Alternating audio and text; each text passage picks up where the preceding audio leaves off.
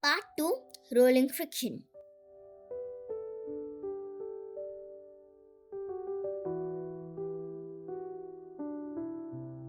Click Ctrl A to select all the objects on the work plane so that we can reuse these objects in the new model. After the selection, click Ctrl C for copy.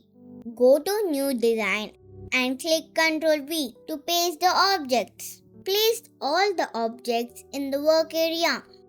Select the box and delete it as we do not need it. Click on Top View. Adjust cylinder size to maximum and duplicate the cylinder. Duplicate it one more time. Lock the middle cylinder.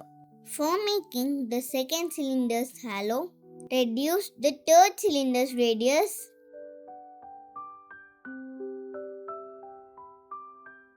Fit inside the second cylinder and align it.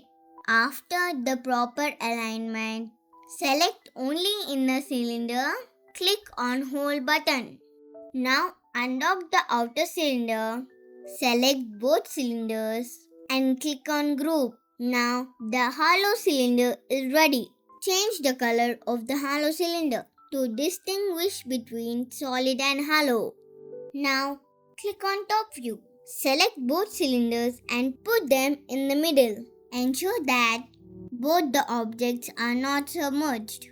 Give a relevant name to this file.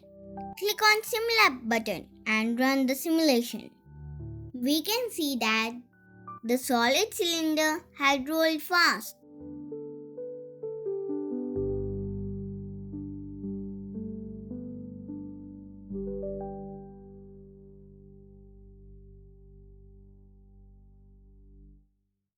Thank you for watching.